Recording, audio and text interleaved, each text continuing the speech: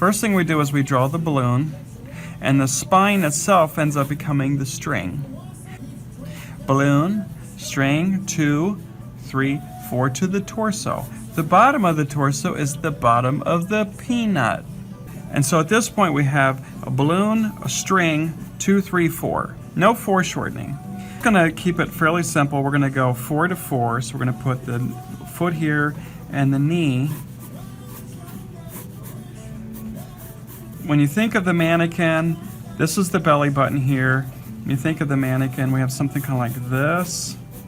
I'm using my lighter color. I don't want to do any erasing. Here's the knee on this side, going back. And I'm gonna go just turn the body this way. We're gonna have delt, elbow. So the elbow goes dot to dot to the hand. You're gonna love how much better your figure drawing gets by using this method. So you have the head, 2, 3 to the belly button, 4 to the torso. This is the halfway point, not here. Here. Here is the halfway to the knee, 2 to the knee, 2 to the foot. And then elbow, and got an elbow here, and hand. But notice how we did the hands last. I can make mistakes. I'm using orange. So just gently, I'm gonna hold my pencil like this. I don't care about making it pretty. I'm just doing construction work. So here we have a hand. I don't want to put a lot of time into the hand. This isn't a hand unit. I'm just trying to get proportions down. What I like to do too is the front hand and arm, I'll push it forward by darkening the back arm, right? Just push it back just a little bit. It helps me kind of check things out, make sure I've got things where I want, and do the same thing with the leg, is I like to push that back. See what I'm doing there? Just push it back a little bit. It helps me kind of navigate and see if I'm getting things where I want them. I'm not spending time on the face. This isn't the portrait unit. I'm not spending time on hand and feet. I'm spending time on this is just the foundational work for the house. And then I would go in and put the detail, but this is kind of like the perspective for the house where I draw the cube. Balloon, string, 2, 3, 4 to the bottom of the peanut. We draw a peanut, halfway, 2 to the knee, 2 to the foot, elbow lines up with the navel, okay? Elbow, hand. Balloon, say it with me, balloon. Good. The string, and then I go 2, 3, 4 to the torso. And then what I do here is I can think of this as kind of like a bean or a peanut. So we have the pectoralis major going into the stomach, into the torso. So we have this kind of shape that can be kind of like that.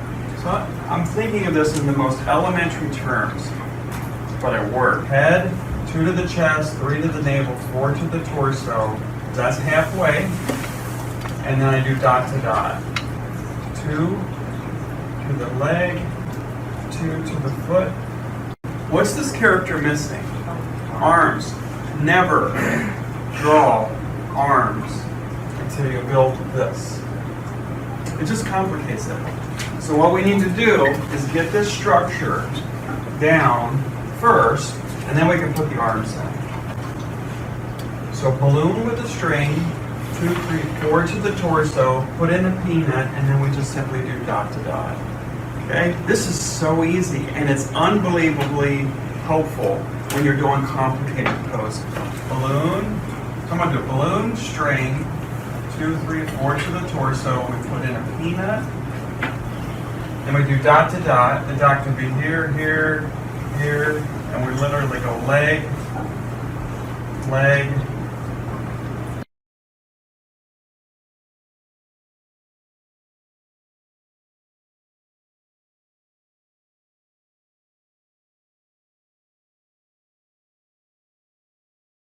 So balloon. This line is straight. Look at that. That's a straight line. Straight. There is some foreshortening. 2, 3, 4 to the torso. The top of this bean, everybody keep watching. The top of this bean is going to be flat. Okay, and then I'm gonna curve, I'm gonna think in terms of a brick a little bit here, just because we're seeing the top of her shoulders, and they kind of go from here to here.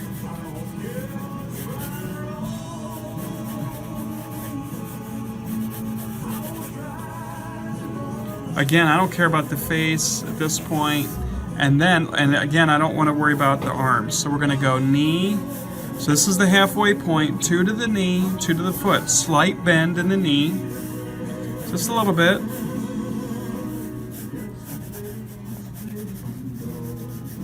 And then watch. Knee. And there's a little bit of positive negative space action going on here. I'm going to push that leg back. We're going to go like this. I never want to do more demos than you guys can tolerate, because I know it's not a lot of fun to watch when you could be drawing, but you can't do it without some help. Check this out. I got a line for, here's the delt right here, and here is the hand. So look at this dot to dot action. I can literally put this line in, and in that middle, look at her elbow, it bends in just a little bit. And then I'm going to line that up with this elbow and this hand and that shoulder, and it goes in.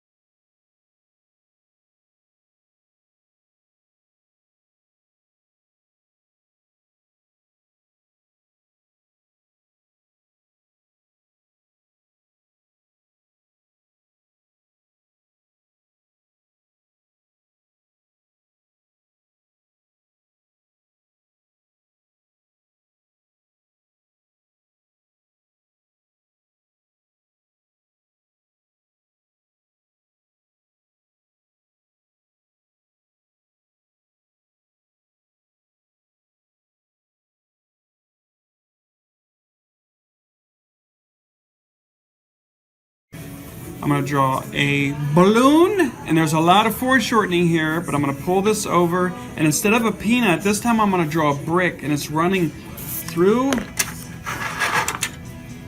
kind of through here. I'm going to just keep it light and soft. And we're going to swing that down, and then check this out. Her torso literally tucks in behind. So we're just going to go like that, and almost that whole upper peanut body is lost.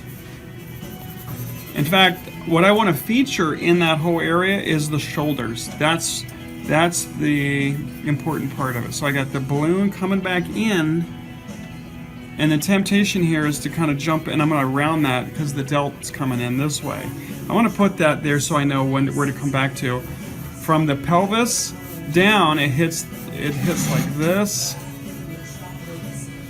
and then this leg goes back,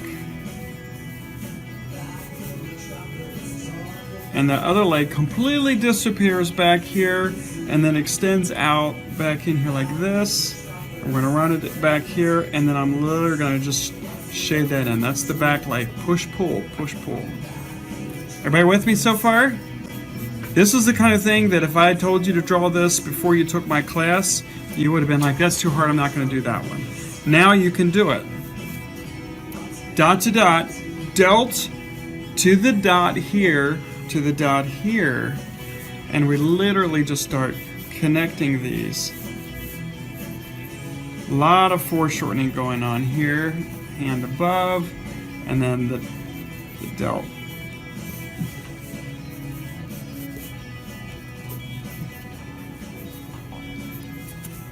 Around that.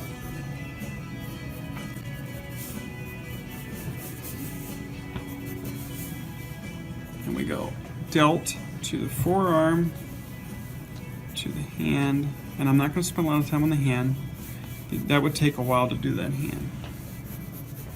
This rib cage, it's a hint of the rib cage going into the pelvis, down, See how I keep working around the whole body and I'll just stay in one spot?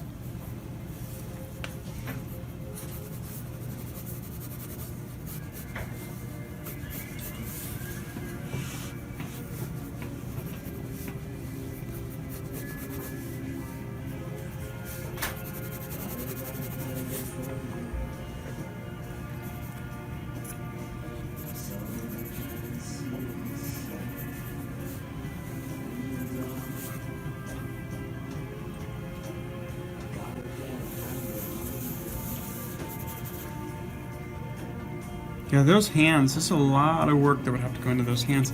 And if you look above the forearm, that area looks wrong. It doesn't even make sense. The delt on the left side's all weird.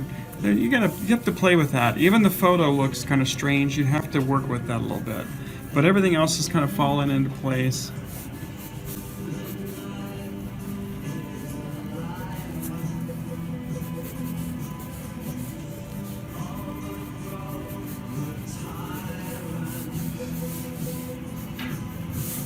So do you see how the brick, switching that over to a brick, really, I think, helped. And at the bottom's the peanut, so we're going to go from brick to peanut. But thinking of that as a brick shape is better than like staying with the peanut in this case. You guys with me?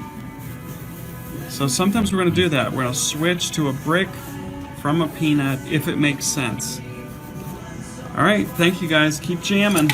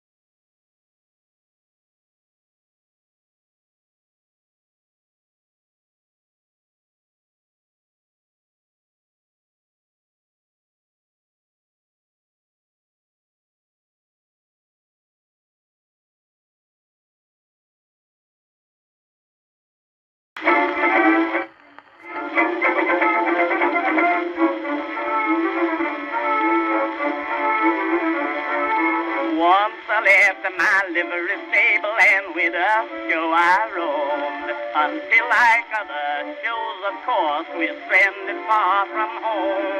I was as hungry as could be, but did not have a cent. And as I wandered aimlessly, where does you think I went? I must have been thinking mighty hard, for I found myself inside an old graveyard. The first thing I saw when I looked around, on a monument graveyard lies John Brown, and right below his name I could see, prepare ye all for to follow me. I said to myself, if I don't eat soon, I'll follow John if there's any room. But I looked again and I was content, 'cause nobody knows where John Brown went.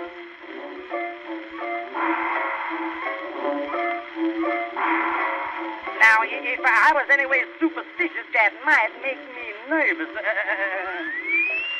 My golly, what's that? I wonder what's the matter with me anyway. My goodness, I wish I had a held on to that rabbit's foot. I'm getting kind of creepy.